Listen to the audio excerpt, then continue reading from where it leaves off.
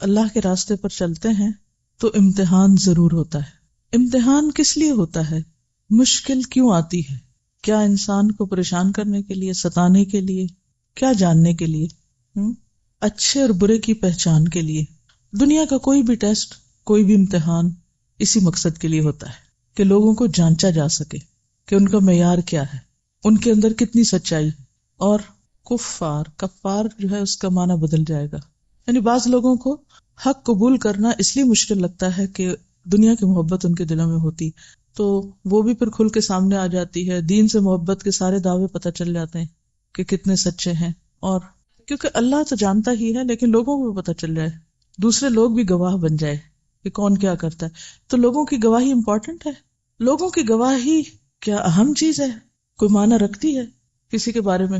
یس، ہم جو کچھ کرتے ہیں اس کے کچھ آثار مرتب ہوتے ہیں دوسروں پر، اس سے آپ کا ایک امپریشن بنتا ہے، آپ اس کی روشنی میں پہچانے جاتے ہیں۔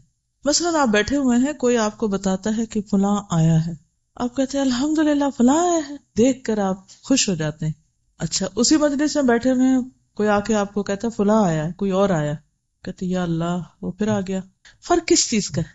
ایک کے آنے پہ آپ خوش ہو رہے ہیں، دوسرے کے آنے پر آپ پریشان ہو رہے ہیں، کس چیز کا فرق ہے؟ آپ تو وہی ہیں، ایک ہی ہیں آپ، فرق آنے والوں میں ہے۔ ایک شخص کا نام سنتے ہی آپ کا دل کھل اٹھتا ہے، اور ایک کا نام سن کر آپ پریشان ہو جاتے ہیں۔ جب دوسروں کے بارے میں آپ یہ سوچ رکھتے ہیں تو اسی طرح آپ کے بارے میں بھی دوسرے کچھ نہ کچھ سوچ اور احساس رکھتے ہیں۔ اس کو جانیے وہ کیا ہے، آپ کس نام سے مشہور ہیں، آپ کی پہچان کیا ہے، آپ کے آثار کیا ہیں۔ پچھلے دنوں کسی نے مجھے ایک واقعہ سنایا کہ ایک خاتون جو ویسے مذہبی تھی، دیندار تھی، ان کی ڈیتھ ہو گئی، تو انہوں نے کسی دوسرے سے مینشن کیا کہ فلاں فوت ہو گئی، تو جن کو بتایا وہ کہنے لگی کہ ہاں ویسے تو وہ بہت اچھی تھی، دیندار تھی، لیکن انہوں نے ایک بار میرے ساتھ ایسا معاملہ کیا تھا جو مجھے آج تک نہیں بھولتا، وہ پین میرے اندر سے نہیں جاتی۔ تو بتانے والی یہ کہتی ہیں کہ مجھے اس بات سے اتنا ڈر لگا کہ جب ہم کسی کو ہرٹ کر رہے ہوتے ہیں، کسی کو پریشان کر رہے ہوتے ہیں، تو اس وقت یہ بھول جاتے، اس وقت ہمیں اپنی فکر ہوتی ہے کہ ہمارا غصہ نکل جائے کسی طرح، دوسرے پہ کچھ بھی پڑتا ہے ہم اس کو بھول جاتے ہیں، لیکن دوسرا تو نہیں بھولتا نا۔ سوچئے مرنے کے بعد آپ کی پہچان کیا ہوگی، کیونکہ لوگوں کی جو گواہیاں ہیں وہ بھی انسان کے انجام اور انسان کی عاقبت میں ایک اہم کردار ادا کریں گی۔ آپ کے حق میں لوگوں کی اچھی گواہی گویا آپ کے حق میں ایک شفاعت ہے، سفارش ہے، اور بری گواہی آپ کے حق میں نقصان دہ ہے۔ بعض اوقات ہمارے دل میں کچھ ہوتا ہے، اوپر سے ہم کچھ اور کر رہے ہوتے ہیں، ہم سمجھتے ہیں دوسرے کو سمجھ نہیں آئی، کیا واقعی ایسا ہوتا ہے؟ آ رہی ہوتی ہے، ہم خود کو دھوکہ دے رہے ہوتے ہیں۔ تو پہلے بھی جو تقویٰ پہ بات ہوئی تھی، تقویٰ یہی ہے، تقویٰ نام ہے سیلف چیک کا، سیلف ڈسپلن کا، کہ آپ اپنے اوپر خود نظر رکھ کے خود اپنی نیت کا جائزہ لیں، اپنی سوچ کا جائزہ لیں، اپنے رویے کا، اپنے معاملے کا، اپنی اچھائی کا، اپنی برائی کا خود حساب کرنے لگے۔ کیا آپ کو لوگوں کی اچھائیاں برائیاں پتہ چلتی ہیں؟ کیا آپ کے پاس اتنی نظر ہے کہ اچھے اور برے کا فرق معلوم کر سکیں، اچھے برے کو پہچان سکیں جو کسی دوسرے کے اندر ہوتا ہے؟ اگر صرف اتنی سینس ہے تو پھر اتنی بھی تو ہونی چاہیے نا کہ اپنے اچھے برے کو بھی پہچان سکیں، یا نہیں؟ جو باتیں کسی کی ہمیں اچھی نہیں لگتی، تو اگر وہی کام ہم کریں گے تو کیا وہ دوسروں کو اچھا لگے گا؟ وہ بھی اچھا نہیں لگے گا۔ تو یہ تو ایک عام سا معیار ہے کہ جو چیز آپ کو پسند نہیں، آپ دوسروں کو اس سے محفوظ رکھیں۔ اکیلے اکیلے رہنے میں، اکیلے اکیلے کام کرنے میں بعض اوقات اتنی مشکل نہیں ہوتی، مشکل ہوتی ہے ہمیشہ ٹیم ورک میں، اکٹھے کام کرنے میں، وہ زیادہ آزمائش ہیں۔ جیسے قرآن مجید میں آتا ہے وَجَعَلْنَا بَعْضَكُمْ لِبَعْضٍ فِتْنَةً، ہم نے تم میں سے بعض کو بعض کے لیے فتنہ بنا دیا۔ ایک اور جگہ پر آتا ہے بَعْضُكُمْ لِبَعْضٍ عَدُوٌّ، تم میں سے بعض بعض کے لیے دشمن ہے۔ اور یہ بعض جو ہیں یہ کہیں باہر کے لوگ نہیں، کیونکہ جب دشمن کا لفظ آتا ہے نا تو ہم وہ بڑی دور دور کے لوگوں کو اپنا دشمن سمجھتے ہیں۔ قرآن پاک میں تو اپنی اولاد کو بھی دشمن بتایا گیا، لیکن کبھی کسی نے سمجھا سوائے اس صورت کے کہ جب وہ ہمیں ستائیں پھر ہم کہتے ہیں یہ ہمارے ساتھ اچھا نہیں کر رہے، ادروائز ہم ان کو دشمن نہیں سمجھتے۔ ازواج اور اولاد دونوں کو قرآن نے دشمن بتایا ہے، لیکن ساتھ ہی اس کے ہمیں احسان کا رویہ بھی اختیار کرنے کو کہا گیا، کیونکہ اللہ سبحانہ وتعالیٰ نے ان اللہ کتب الاحسان فی کل شیء، ہر چیز میں احسان لکھا ہے۔ احسان صرف نماز میں نہیں، احسان صرف صدقے میں نہیں، احسان ہر چیز میں۔ اور ہر چیز میں احسان کیا ہے؟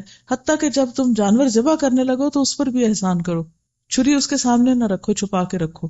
ہاتھ ہلکا رکھو، اس کو تکلیف نہ ہونے دو، پیسفلی اسے ذبح کرو. تو ہر چیز میں احسان، اور اس لیول کو مینٹین کرنا ایک مشکل کام ہے. یہی امتحان ہے، یہی آزمائش ہے. اور ہم اس کا حل کیا سوچتے ہیں؟ لوگوں سے کٹ جانا، بول چال بند. لیکن پھر جب بول چال بند بھی کر دیں تو اپنے آپ سے تو نہیں ہم بھاگ سکتے، کہیں اندر کی گھٹن جلن شروع ہو جاتی. بہرحال آج میں آپ کے ساتھ ایک جاوید چودھری کا یہ آرٹیکل پڑھوں گی جو مجھے بہت پسند ہے. اس کا نام ہے اللہ کا ہاتھ. تو اس میں ایک سیکھنے کی بہت زبردست بات ہے. آرٹیکل اچھا ہے، غور و فکر کی دعوت دیتا ہے. بات میں کر رہی تھی کہ کچھ لوگوں کو مل کر خوشی ہوتی ہے اور کچھ لوگوں کو مل کر پریشانی ہوتی ہے. یہ لکھتے ہیں آج تک صرف 2 بندے ملے ہیں جن سے مل کر حقیقتاً خوشی ہوئی. کون ہے وہ 2 خوش نصیب جن سے مل کر حقیقتاً خوشی ہوئی؟ ایک صاحب کراچی سے تشریف لائے، بزنس مین تھے. انہوں نے کہا میں معمولی درجے کا کاروباری شخص ہوں. اپنی تمام ضروریات پوری کرنے کے بعد مجھے ہر مہینے 5,000 روپے بچ جاتے ہیں، میری سیونگ ہے. آپ کی نظر میں کوئی ضرورت مند ہو تو مہربانی فرما کر مجھے اس کا ایڈریس دے دیں، میں چپ چاپ اس کی خدمت کرتا رہوں گا. مجھے اس کی بات سن کر بے حد خوشی ہوئی. مجھے کیوں خوشی ہوئی اس کی وجہ میں آگے چل کر بیان کروں گا. دوسرے صاحب لاہور کے ایک کلرک تھے. کسی نے ان کے بارے میں بتایا وہ دفتر سے واپسی کے بعد کاغذ چننے والے بچوں کو جمع کرتے ہیں، انہیں الف ب ت اور 1 2 3 سکھاتے ہیں، بیسکس. میں ان کی تلاش میں نکل کھڑا ہوا. کون ہے وہ دھرم پورہ میں ریلوے لائن کے ساتھ رہتے تھے. میں ان کے گھر میں پہنچا تو ان کے دروازے پر کاغذ جمع کرنے والے بچوں کے تھیلے اور گٹھڑیاں پڑی تھیں. میں ان گٹھڑیوں اور تھیلوں میں راستہ بناتا ہوا ان کی بیٹھک میں داخل ہو گیا. بیٹھک میں دری بچھی تھی. دری پر 25-30 بچے بیٹھ کر الف انار اور بے بکری پڑھ رہے تھے. وہ ایک کونے میں بیٹھ کر سماعت اور گویائی سے محروم، یعنی ڈیف اینڈ میوٹ. ڈم نہیں کہتے، اب میوٹ کہتے ہیں کیونکہ معنی تھوڑا سا فرق ہے. anyway. تو وہ ایک بہری گنگی بچی کو اشاروں سے پڑھا رہے تھے، یعنی خود. میں ان کے قریب بیٹھ گیا. ان کے چہرے پر ایک عجیب طرح کا نور اور ذات میں ایک انوکھا اطمینان تھا. مجھے پتا چلا روز 3 بجے تک ان کی بیٹھک کھل جاتی، بچے آنا شروع ہو جاتے. بچے سب سے پہلے غسل خانے میں جاتے ہیں، وضو کرتے ہیں، ظہر کی نماز پڑھتے ہیں، گھر میں جو کچھ پکا ہوتا ہے وہ کھاتے ہیں، 1 گھنٹہ پڑھتے ہیں اور پھر اپنے اپنے تھیلے اٹھا کر چلے جاتے ہیں. یہ دنیا کا واحد اسکول تھا جس میں حاضری کا کوئی رجسٹر نہیں تھا. لیکن اس کے باوجود جس بچے نے ایک بار اس دہلیز پر قدم رکھ دیا وہ پھر اس پیر خانے کا ہو کر رہ گیا، یعنی اس جگہ کے ساتھ ہوک ہو گیا.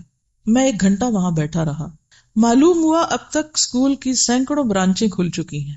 حضرت صاحب ہر کلاس میں سے 2-3 بچوں کو سلیکٹ کرتے ہیں، انہیں 2-2 3-3 گھنٹے پڑھاتے ہیں، یعنی باقی تو گھنٹہ پڑھ کے چلے جاتے ہیں، کچھ بچوں کو 2-2 گھنٹے بھی پڑھاتے ہیں. جب وہ ان کے معیار کے مطابق عالم ہو جاتے ہیں تو وہ انہیں اپنے پاس بٹھاتے ہیں، ان کے سر پر ہاتھ پھیرتے ہیں اور میٹھی آواز میں کہتے ہیں بیٹا جاؤ اپنے جیسے دوسرے بچوں کو یہ سب کچھ سکھا دو. وہ بچے اٹھتے ہیں اور کسی گندے نالے، کسی جوہڑ کے کنارے، پرانے کاغذوں کے کسی گودام کے باہر یا کسی بدبودار آبادی کے کسی ٹنڈ منڈ درخت کے نیچے اس اسکول کی برانچ کھول لیتے ہیں. یہ دنیا کا واحد ادارہ ہے جس میں پورے اسکول کے لیے 1 کتاب کافی سمجھی جاتی ہے. یہ بچے کانے چھڑی کے کسی ٹکڑے یا درخت کی شاخ کو قلم بناتے ہیں، زمین کو سلیٹ بناتے ہیں، پھر یہی سلیٹ اور قلم انہیں روشنی کی نہ ختم ہونے والی وادی میں لے جاتی. مجھے معلوم ہوا وہ کسی سے پیسہ قبول نہیں کرتے، اپنی معمولی آمدنی سے بچوں کو کھانا کھلاتے ہیں، یعنی جو گھر میں پکتا وہی کھلا دیتے ہیں، انہیں چائے بھی پلاتے ہیں. میں نے ان کا ہاتھ چوما اور باہر آ گیا. مجھے ان سے مل کر بے انتہا خوشی ہوئی. مجھے کیوں خوشی ہوئی؟ میں اس کی وجہ آپ کو بتاتا ہوں. میرے گھر میں جب بھی ٹیلی فون کی گھنٹی بجتی ہے، میں جو بھی خط کھولتا ہوں، جو بھی ای میل پڑھتا ہوں، اس میں یا تو امداد کی درخواست ہوتی ہے، یا کسی NGO کا تعارف ہوتا ہے، یا پھر کالم لکھنے والے کا ملفوف مطالبہ. کوئی کہتا ہے میں 50 لاکھ کا مقروض ہوں، مجھے کسی سے 25-30 لاکھ روپے لے دیں. کوئی کہتا ہے میں ملک سے باہر تعلیم حاصل کرنا چاہتا ہوں، میرے لیے 20-25 لاکھ کا بندوبست کر دیں. کوئی کہتا ہے میری آمدنی کم اور بچے زیادہ ہیں، مجھے امریکہ کا ویزا لگوا دیں. کوئی کہتا ہے فلاں بڑا شخص آپ کا واقف ہے، یا آپ نے بیرون ملک آباد فلاں شخص کے بارے میں کالم لکھا تھا، آپ اس سے کہہ کر مجھے قرض حسنہ لے دیں یا پھر باہر سیٹ کرا دیں. کوئی کہتا ہے ہم نے فلاں ہسپتال بنایا، فلاں تعلیمی ادارہ قائم کیا، آپ کالم میں اس کی تعریف کر دیں، ہمیں قربانی کی کھالیں مل جائیں گی، اہل خیر ہماری امداد فرما دیں گے، وغیرہ وغیرہ۔ یہ سلسلہ جب دنوں سے مہینوں اور مہینوں سے برسوں تک پھیل جاتا ہے تو انسانی صبر جواب دے جاتا ہے، یعنی ہر شخص یہی کام کر رہا ہے، یعنی مانگنے والا بیگر بنا ہوا۔ اس وقت شدید خواہش پیدا ہوتی ہے کہ اس ہجوم میں کوئی نہ کوئی ایسی آواز ہو جو قریب آ کر کہے میں امداد لینے والا نہیں، امداد دینے والا ہوں، میں امداد لینے والا نہیں، امداد دینے والا ہوں۔ کوئی نہ کوئی ایسا ضرور ہو جو کسی مدد امداد کے بغیر کوئی ادارہ چلا رہا، یعنی لوگوں سے مانگے بغیر، جسے کچھ حاصل کرنے کا لالچ نہ ہو، جس نے اپنی ذات کو چندے کا بکس نہ بنایا ہو۔ یقین فرمائیے مجھے آج تک صرف یہ 2 حضرات ملے ہیں جن کے وجود سے مجھے بھیک کی بو نہیں آئی۔ پہلے صاحب نے جب یہ کہا میں ضرورت مندوں کی اتنی ضرورت پوری کر سکتا ہوں تو دل خوشی سے جھوم اٹھا، اور جب میں نے دوسرے سے عرض کیا حضور میں بچوں کے لیے پانی کا ایک کولر اور ایک نئی دری پیش کرنا چاہتا ہوں، تو وہ مسکرائے اور آہستہ آواز میں بولے بیٹا ہمیں اس کی ضرورت نہیں، پانی کے لیے گھڑا موجود ہے، اس کا پانی ٹھنڈا بھی ہوتا ہے اور میٹھا بھی، آپ اس وقت جس دری پر بیٹھے ہیں وہ بھی ٹھیک ٹھاک ہے، 1-2 سال نکل جائے گی، اس دوران میری بیوی نئی دری بن لے گی اور ہم اس جگہ وہ بچھا دیں گے، چھت پر پنکھا موجود ہے، کتابوں کی ہمیں ضرورت نہیں ہوتی، ایک کتاب 2-3 سال نکال جاتی ہے، لکھنے کے لیے کاغذ اور پینسلیں بچوں کو کوڑے سے مل جاتی ہیں، بچوں کی دال روٹی اور چائے کے لیے میری تنخواہ کافی ہے، ہاں البتہ کبھی کبھی وضو کے لیے پانی کم پڑ جاتا ہے، لیکن وہ بھی بچے سرکاری نل سے بھر کر لے آتے ہیں، بس اللہ کا کرم ہے ہم بہت سکھی بہت خوش ہیں۔ میں نے رقم کے لیے اصرار کیا تو اسی خوشبودار لہجے میں بولے بیٹا اللہ کو اوپر والا ہاتھ نیچے والے ہاتھ سے زیادہ پسند ہے، تم نہیں چاہتے ہم اللہ کے پسندیدہ لوگوں میں شامل رہیں؟ میں نے عرض کیا میں اللہ کے لیے دینا چاہتا ہوں۔ انہوں نے کہکا لگایا لینے والا ہاتھ اللہ کا نہیں ہوتا، یہ ہاتھ، انہوں نے ہاتھ آگے بڑھایا، یہ ہاتھ جس دن پھیل گیا یہ اللہ کا ہاتھ نہیں رہے گا۔ میری آنکھوں میں آنسو آ گئے، میں نے اینک اتاری اور بڑی احتیاط سے وہ آنسو اپنے رومال میں سنبھال لیے۔ وہ شخص بھکاریوں کے اس ملک میں میری زندگی کا پہلا سخی تھا۔ نبی صلی اللہ علیہ وسلم کے بارے میں آپ نے سیرہ میں پڑھا تھا کہ حضرت خدیجہ نے ان کے بارے میں جو گواہی دی تھی اور جس کی بنا پر ان سے کہا تھا کہ اللہ آپ کو کبھی رسوا نہیں کرے گا، واللہ ما یخزیک اللہ ابدا انک لتصل الرحم وتحمل الکل وتکسب المعدوم وتقر الضیف وتعین علی نوائب الحق، کیونکہ آپ رشتوں کو جوڑتے ہیں، ناتواؤں کا بوجھ اپنے اوپر لیتے ہیں، جو چیز لوگوں کے پاس نہیں انہیں وہ کما کے دیتے ہیں، مہمان نوازی کرتے ہیں، حادثوں میں حق کی مدد کرتے ہیں، اللہ آپ کو رسوا نہیں کرے گا۔ کیا سبق ہے اس میں؟ اللہ کا ہاتھ اور اللہ کی مدد اور اللہ کی تائید کن لوگوں کے لیے ہوتی۔ اس کردار کے اندر آپ کو عملی معنوں میں، خیالی اور کلامی اور باتوں میں نہیں، عملی شکل میں کیا نظر آتا ہے؟ ایک ایک لفظ چاہیے، صرف 1 یا 2 لفظ۔ خودداری لکھ لیجئے، کور ویلیوز ہیں نا جو یہاں سے نکلیں گی۔ توکل، خیر خواہی، قناعت، احساس ذمہ داری، حقوق العباد کا خیال خیر خواہی میں آ جاتا ہے، سیلف ہیلپ اور سیلف لیسنس، یس، بے غرض ہونا، سچا جذبہ، ہر مسئلے کا حل موجود ہے، نو پرابلم شخص، کوئی مسئلہ ہے ہی نہیں، ہر چیز کا حل موجود، کام کی دھن، مقصد کا واضح ہونا، جی، مثبت انداز عمل یا مثبت انداز سوچ۔ آپ کو پتہ ہے اس میں 2 چیزیں آپ کو سکھا رہی ہیں اصل میں، اس کے اندر کے لیسن تو ہیں ہی، لیکن ان لیسنز کو نکال کر ان کو کم سے کم لفظوں میں بیان کرنا، کیونکہ جب لمبی ہم باتیں کرتے ہیں نا تو مقصد پیچھے رہ جاتا ہے اور ہم کہیں اور چل پڑتے ہیں، ٹھیک ہے۔ اور گیونگ ایٹیٹیوڈ، گیونگ، دینے والا، اور لینے کی تو قطرہ بھی لالچ ہے ہی نہیں کسی بھی قسم کی، اور کسی بھی چیز کی لالچ نہیں، ویژنری، پروگریسو، یہ نہیں کہا اچھا جو چند بچے آتے ہیں وہ آئے بیٹھے اور ایک روٹینی کام کیا اور بس کہا جی ہم تو بڑا کارنامہ کر رہے ہیں۔ کتنی زبردست حکمت ہے کہ ان بچوں میں سے جو قابل ہیں ان کو مزید توجہ دے کر آگے اوروں کی خدمت کے لیے تیار کرنا، با مقصد زندگی، اخلاص نیت، بندوں سے محبت کہہ سکتے ہیں، زبردست محبت بندوں سے نظر آتی، ہاں، یعنی حکمت، ہر چیز میں حکمت نظر آتی ہے، حساس اور صاحب حکمت، کہ کس طرح کوئی ڈانٹ ڈپٹ نہیں، کوئی زبردستی نہیں، کچھ نہیں، 3-4 نیڈز بچوں کی پوری ہو رہی ہیں، ان کا اخلاق سمجھ رہا ہے، اخلاقی تعلیم، کتابی تعلیم، ہائیجین، صحت صفائی کی تعلیم، ان کی فزیکل نیڈز، کھانے پینے کا انتظام، ہم کسی کی مدد کرتے ہیں بعض اوقات تو کیا کرتے ہیں، بس کبھی ایک چھوٹی سی مدد کر کے ہم کیا سوچتے ہیں، کارنامہ کر لیے، فلاں اتنا صدقہ نہیں کر دیا ہم نے. اس کا انداز آپ دیکھیے، یعنی اوور آل ساری نیڈس کو دیکھا جا رہا ہے، انڈیویجولس کی بھی اور سوسائٹی کی بھی. اور پھر اپنی حیثیت، کہتے ہیں جتنی چادر دیکھو اتنے پاؤں پھیلا، اپنی حیثیت کے مطابق کام ہو رہا ہے، اور تھوڑا کام مگر مستقل، استقامت کے ساتھ. استقامت بھی لکھ لیجیے، مستقل مزاجی. ہمارا مسئلہ کیا ہے، ایک کام شروع کریں گے، پھر تھوڑے دن میں بور ہو جائیں گے، پھر وہ چھوڑ دیں گے، پھر کوئی اور شروع کر دیں گے، پھر اس سے بور ہو جائیں گے، پھر کچھ اور شروع کر دیں گے. اللہ تعالیٰ کو وہ کام پسند ہے جو تھوڑا ہو لیکن مستقل، بالکل gradual, step by step, one thing at a time. عاجزی، تواضع، بیر منیمم کے ساتھ گزارا، لو مینٹیننس. آج کل یہ ٹرم بہت عام ہے نا، فلاں شخص لو مینٹیننس ہے، فلاں چیز لو مینٹیننس، یہ ہاؤس لو مینٹیننس ہے، یہ ڈریس لو مینٹیننس ہے. یہاں آپ دیکھیے کہ ہر چیز لو مینٹیننس، کاسٹ افیکٹو. بالکل، یعنی بیوی کو بھی ساتھ لے کے چل رہا ہے، اپنی دفتر کی ذمہ داری بھی پوری کر رہا ہے، نماز روزے کا بھی اہتمام ہے، اور کوئی ٹینشن نہیں. وہ کہاں سے پتہ چل رہی ہے؟ یہ خودداری ہے، یہ شکر گزاری نہیں، یہ خودداری. جینٹلنس، ہر چیز میں جینٹلنس ہے، یعنی اس کام کو اپنے سر پہ سوار نہیں کیا ہوا. بعض اوقات ہم اتنا شور مچاتے ہیں اور کام بیچ میں کچھ بھی نہیں ہوتا، کام کام کام، یہ نہیں ہوا، وہ نہیں ہوا، ایسے نہیں ہوا، ویسے نہیں ہوا، یہ نہیں کر رہا، وہ نہیں کر رہا. قرآن پاک کی وہ ایک مثال ہے کہ لا تکونوا کاللتی نقضت غزلها من بعد قوة انکاثا. پڑھ چکے ہیں آپ؟ کیا معنی ہے اس کا؟ یس، میں کہتی ہوں عورت ہی کی مثال کیوں دی گئی؟ اس عورت کی طرح نہ ہو جانا جو اپنا سوت کاٹنے کے بعد خود اپنے ہاتھوں سے توڑ دیتی، ٹکڑے ٹکڑے کر دیتی.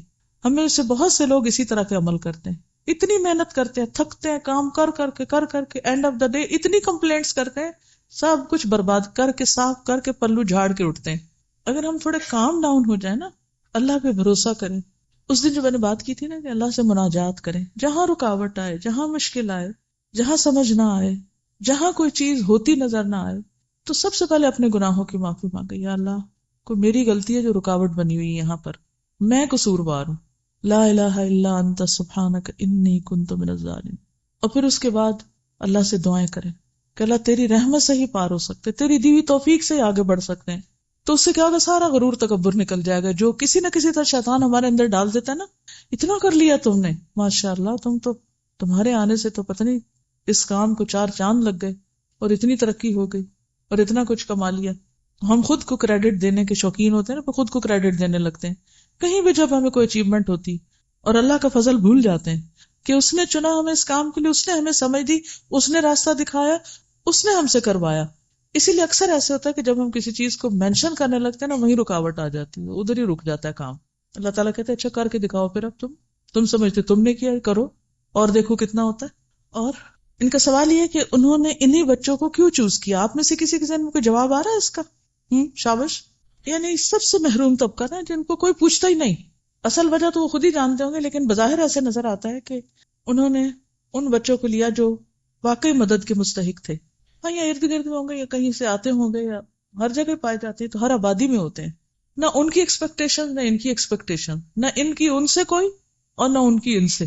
ہم کسی کے اوپر کوئی تھوڑا سا بھی احسان کر لیتے ہیں تو پھر اس سے توقعات رکھ بیٹھتے ہیں. بالکل وقت وہ چوز کیا، یعنی اپنا ٹائم وہ چوز کیا کہ جس میں اپنی دوسری ذمہ داریوں پر کوئی اثر نہیں پڑ رہا تھا. بچے بھی سارا دن اپنے کاغذ چنا کے آگے، وہ بھی کام کر کے آگے، یہ بھی کام کر کے آگے، اور اب بیٹھ کے مل کے پڑھ رہے ہیں. زبردست ٹائم مینجمنٹ، بالکل ہر چیز کا سولوشن موجود. اب اس کی روشنی میں سوچئے آپ کیا کر سکتے ہیں. بہت سی بچیاں شادی ہو جاتی ہے، گھروں میں جاتی ہیں، ظاہر ہے کہ ایک نیا خاندان ہوتا ہے، اس کی اپنی ایکسپیکٹیشنز ہوتی ہیں، وہ چاہتے ہیں کہ بچی ہمارے میں ایڈجسٹ ہو، ماحول کو سمجھے، خاندان کو سمجھے، رشتہ داروں کو سمجھے. اور اس کے ذہن پہ ایک ہی دھن سوار ہوتی ہے کہ جس ایک فارمل ماحول سے وہ تعلیم حاصل کر کے آئی ہے، اس طرح کا کوئی فارمل ماحول فوراً بنا لے اپنے گھر میں، یا کہیں آس پاس کوئی جاب کر لے، کچھ کر لے. پیشنیٹ ہوتی ہیں بچیاں، اور بعض اوقات خاندان، شوہر، بچے، زندگی، ہر چیز کو سیکریفائز کرنے لگتی ہیں. کس پر سیکریفائز کرنے لگتی؟ اپنی جاب پر، کیریئر پر، اور بھول جاتی ہیں کہ اس وقت یہ ریکوائرمنٹ کیا ہے. پھر شکایت کیا کرتی ہیں کہ ہمارے سسرال والے ہمیں کچھ کرنے نہیں دیتے. حالانکہ بات یہ نہیں ہوتی، صرف پرائرٹائز کرنے کی بات ہوتی. ایک وقت وہ ہوتا ہے کہ جب آپ شادی سے پہلے بالکل آزاد ہوتے ہیں، آپ جو جی چاہے کریں، اور ماں باپ تو بےچارے ہر چیز میں بچوں کو سپورٹ کرتے ہیں، سیدھی ہو، الٹی ہو، صحیح ہو، غلط ہو، وہ کہتے ہیں بس بچوں کی خواہشات ہم پوری کر دیں، جو وہ مانگتے ہیں چاہتے ہیں۔ اکثریت 99% والدین کی ایسی ہوتی ہے کہ وہ خود بچوں کو چھری چاقو خرید دیتے ہیں جس سے وہ اپنے آپ کو مار ڈالیں۔ یعنی میرا مطلب یہ ہے کہ ایسے ایسے کھلونے، ایسی ایسی چیزیں ان کی خواہش پوری کرتے ہوئے جو انہی کے لیے نقصان دہ ہو جاتے ہیں، انہی کا فیوچر برباد کر دیتے ہیں۔ لیکن محبت میں ہر چیز دے دیتے ہیں، بس بچہ مانگے تو صحیح، ٹائم نہیں دیں گے، توجہ نہیں دیں گے، ایڈوائس نہیں دیں گے، تربیت نہیں کریں گے، کیونکہ خود بھی مال کا شوق ہے نا، تو وہ سمجھتے ہیں کہ بچوں کو بھی مال دے کے وہ بس خوش کر دیں گے۔ ریسنٹلی میں ٹریولنگ میں تھی تو ایک جگہ اتفاق ہوا ایک باپ کو دیکھنے کا، وہ گاڑی میں بیٹھ رہا تھا تو بچوں نے کہا کہ ہمیں بھی ساتھ لے چلیں، اس نے کہا نہیں مجھے کام ہے، میں تمہیں ساتھ نہیں لے جا سکتا۔ ایک نہیں کئی بزنس اس نے شروع کیے ہوئے، ظاہر ہے ایسا شخص بہت ہی مصروف ہے، بچوں کے لیے تو ٹائم نہیں۔ تو بچہ گاڑی کا دروازہ پکڑ کے کھڑا ہو گیا، کہنے لگا مجھے گروسری شاپ پہ جانا ہے۔ بچے کو پتا کہ باپ کو کیسے ایکسپلائٹ کر سکتے، اس وقت باپ ہماری نہیں مانتا تو اب ہمیں باپ سے منوانا ہے کچھ۔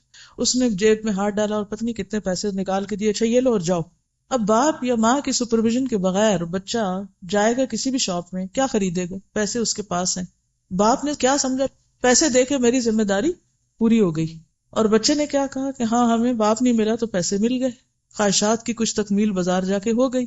عموم بچوں کو بہت شوق ہوتا ہے نا، کچھ چاہیے نہ چاہیے بس وہ کہتے ہیں شاپس پہ چلیں بس کچھ نہ کچھ خرید لیں، چاہے لا کے اٹھا کے پھینکے توڑیں کچھ بھی۔ تو میں دیکھ کے مجھے یقین پریشانی ہوئی تھوڑی، اور بچوں پہ بھی رحم آیا، اور کہ کس طرح رہنمائی کی جائے لوگوں کی کہ ان بچوں کو صرف پیسے نہیں چاہیے، ان بچوں کو کچھ اور بھی چاہیے، باپ کا وقت چاہیے، باپ کی تربیت چاہیے، اس کی ایک باروب شخصیت چاہیے کہ جو ان کو سیدھا کرے۔ لیکن ہماری محبت چونکہ اپنی محبت مال سے زیادہ ہے، اس کے ساتھ اولاد سے بھی ہوتی ہے، تو وہ اسی کے اندر ہی ہم وہ اپنی ذمہ داری پوری کر دیتے ہیں۔ تو بات یہ ہے کہ ہمیں بعض اوقات گھر والے یہ منع نہیں کرتے کہ آپ دین کا کام نہ کریں، بس وہ یہ کہتے ہیں کہ اس طریقے پہ نہ کریں۔ تو جب بھی کوئی جیسے مختلف جگہوں پہ میں ٹریول کرتی ہوں الحمدللہ، تو جو میرا سنتے ہیں تو پرانے اسٹوڈنٹس سالوں پرانے آ جاتے ہیں ملنے کے لیے، تو میں جب پوچھتی ہوں اچھا آپ کیا کر رہے ہیں، آپ کیا کر رہے ہیں، بعض لوگ تو ماشاءاللہ کچھ نہ کچھ کر رہے ہوتے ہیں، بعض اوقات اپنے بچے پال رہے ہیں، ان کی اچھی تربیت کر رہے ہیں، ان کے ساتھ اوروں کی بھی کر رہے ہیں، مختلف لوگ مختلف طرح کر رہے ہوتے ہیں۔ لیکن کچھ لوگ صرف کمپلینٹس کرتے ہیں، کوئی شوہر کی کر رہا ہے، کوئی ساس کی کر رہا ہے، کوئی ماحول کی کر رہا ہے، کوئی اس کی کوئی اس کی۔ تو میں ہمیشہ سوچتی ہوں کہ اگر ان کمپلینٹس کی بجائے ہم اسی اپنی محدود سی دنیا میں اپنی آزادی کو استعمال کر لیں، تو میں ہمیشہ 2-3 چیزیں سجیسٹ کرتی ہوں۔ ایک یہ کرتی ہوں کہ دیکھیں آپ جس گھر میں رہ رہی ہیں نا، وہاں بھی تو کوئی بچے ہوں گے، اس گلی محلے میں کوئی بچے ہوں گے، ان کو اکٹھا کر لیں، ان کو کچھ سکھا دیں۔ آپ کے گھر میں ٹیلی فون ہوگا، آپ کے پاس انٹرنیٹ ہوگا، اس کے ذریعے کسی کو کچھ سنا دیں۔ آپ کوئی نہ کوئی دعوت شادی پارٹی پہ جاتی ہوں گی، کوئی آپ کے گھر آتا ہوگا، ان کے ساتھ آپ بات چیت کر لیں، کیونکہ اگر جذبہ سچا ہو تو رستے بے شمار ہیں نیکی پھیلانے کے، بے شمار۔ اور ہر بندے کے اندر اتنی خیر ہوتی ہے کہ وہ نیکی میں کہیں نہ کہیں تعاون کرنا چاہتا ہے، بشرطے کہ اس کو پہلے ہمارا تعاون مل جائے، ٹھیک ہے نا، اس کو ہمارا تعاون مل جائے، ہم سے وہ محفوظ ہو جائے، پرامن ہو جائے، کیونکہ ہم لوگوں کو اپنے سے انسیکیور کر دیتے ہیں، پھر وہ ہمیں دوسری طرح سے روکنے کی کوشش کرتے ہیں۔ جب ان کا پیٹ بھر جائے گا نا تو پھر آپ باقی جس کو مرضی کھلائیں، کچھ نہیں ہوتا، پھر نہیں وہ منع کریں گے، کیونکہ اب انہیں نہیں کھانا۔ اور ہر بندے کی ایک ہرس کی لمٹ ہے نا، تو محسوس کریں کہ دوسرے کیا چاہتے ہیں آپ سے، وہ دے کر باقی پھر اللہ کے راستے میں دیں، چاہے ٹائم ہو، چاہے کھانا ہو، چاہے علم ہو، کوئی بھی چیز ہو، گھر سے شروع کریں، قریب والوں سے شروع کریں۔ نبی صلی اللہ علیہ وسلم نے اسی طرح شروع کیا تھا۔ اور ہاں اگر اللہ موقع دے اس سے آگے جانے کا تو ضرور جہاں تک جا سکتے ہیں۔ ابھی میں جب گئی ہوئی تھی نا مکہ مدینہ، تو مدینہ میں ایک گروپ الحمدللہ بہت اچھی خواتین کا مجھ سے ملنے کے لیے آیا، کچھ ان میں سے الہدا سے پڑھی تھیں، کچھ پڑھ رہی ہیں، کچھ کسی نہ کسی طرح، بہرحال، اور ماشاءاللہ مختلف طریقوں سے بہت کچھ کر بھی رہی ہیں۔ تو انہوں نے مجھ سے کہا کہ آپ نے اتنا بڑا کام کیسے کیا؟ میں نے کہا میں تو کچھ نہیں کیا، آپ اس کو بڑا کہتے ہیں، میرے نزدیک تو یہ بڑا نہیں ہے، لیکن کہنے لگی کہ اچھا ہمیں آپ کو طریقہ بتائیں کہ ہم کیا کیا کریں، کیا کریں، لوگوں کو بلائیں کیسے، لوگ آتے نہیں۔ میں نے کہا مثلاً آپ مسجد میں آتی ہیں روز، یا آ سکتی ہیں مسجد نبوی میں، یا کہیں بھی جہاں بھی کہیں آپ جاتے ہیں، کسی گیدرنگ کسی پارٹی میں آپ لوگوں کے پاس بیٹھتے ہیں، تو آپ ان سے پوچھا کریں کہ آپ نے قرآن پاک پڑھا ہوا ہے، آپ کی تجوید کیسی ہے، میں آپ کی ہیلپ کروں، میں تیار ہوں آپ کو سکھانے کے لیے۔ کون ہوگا جو کہے گا کہ نہیں مجھے تو نہیں سیکھنا، نہ آپ میری ہیلپ کریں۔ ہر بندے کو اپنی سروسز آفر کریں، آگے بڑھیں کہ میں آپ کی کس کام آ سکتا ہوں۔ اچھا اس کے برعکس ہمارا ایٹیٹیوڈ کیا ہے؟ کام آنے کی بات جہاں تک ہے، اگر مثال کے طور پر کوئی مثلا یہ گلاس یہاں رکھا ہوا ہے اور میں یہاں تک نہیں پہنچ سکتی، میں کسی سے کہتی ہوں ذرا یہ گلاس ادھر کر دیں، تو مجھے یوں دیکھتے، خود نہیں اٹھا سکتے. اکثریت ہم ایسے ہی کرتے ہیں نا. مثلا نیچے کیفیٹیریا میں آپ لوگ جاتے ہوں گے، کھانا کھاتے ہوں گے اور برتن لگاتے ہیں، اٹھاتے ہیں، کوئی ڈش آگے پیچھے پاس کرتے ہوں گے. کتنے لوگ ہیں جو خوشی سے کرتے ہیں، خوشی سے، کہ شکر ہے کسی نے مجھ سے مانگا تو میں اس کے کام آئی اور مدد کر کے آئی آج کسی کی. اکثریت تو اگر کوئی چھوٹی سی بھی مدد مانگ بیٹھے تو اول تو تیار نہیں کرنے کو، اور اگر وہ کر بھی لیں تو کیا کرتے ہیں پھر؟ احسان جتا کے کرتے ہیں مدد، جو وہیں ضائع ہو جاتی. کیا میں سمجھا پائی اپنی بات؟ تو مدد کے لیے خود کو آفر کریں. مثلا اگر یہ چادر بچھانے والی ہے یا اٹھانے والی ہے تو بہت سے لوگ جلدی باہر نکلنے کی کوشش کریں گے کہ اگر میں پیچھے رہ گئی تو میرا ذمہ لگ جائے گا چادر اٹھانے کا، تو بہتر ہے پہلے ہی جان چھڑا کے بھاگ جاؤ، یہ کرسی ادھر سے ادھر نہ رکھنی پڑے. کام دیکھا اور آنکھیں بند کر لی اور چل پڑے گویا میں نے دیکھا ہی نہیں. اور کچھ لوگ ہوتے ہیں جن کی نظریں تلاش کرتی ہیں، اچھا یہ چیز ایسے ہے میں اس کو یہاں سے یوں ٹھیک کر دوں، یہ ایسے ہے میں اس کو اس طرح مدد دے دوں. کون کس چیز کا مددگار ہے کہ میں اس کی مدد کروں؟ کوئی دکھی ہے، تکلیف میں ہے، پریشان ہے، ہاؤ کین آئی ہیلپ؟ جب یہ نظر پیدا ہو جائے نا تو اللہ تعالیٰ کام بھی لے لیتا ہے اور مشکل نہیں ہوتی. کام کرنے میں مشکل نہیں ہے، مشکل اندر ہے، رکاوٹ ادھر ہے. کوئی اور اپنا پلان بتائے، کیا سوچ رہے ہیں؟ جی فرمائیے. انڈیویجولز کے ساتھ میدان ہموار کرنا شروع کر دیا. اچھا ایک اور بات، یہ ہم برانچ کھولتے بھی ہیں تو پھر کیا کرتے ہیں، یہ بھی میں نے ایک رویہ دیکھا ہے. پہلے اپنی ضروریات کی ایک لمبی لسٹ بھیج دیتے ہیں، ہمیں کرسیاں لے دیں، ہمیں ایئر کنڈیشنر لے دیں، ہمیں کارپیٹ لے دیں، ہمیں فلاں لے دیں، ہمیں اس جگہ کا رینٹ دے دیں، ہماری تنخواہ دے دیں، ہم ایسا کریں ویسا کریں.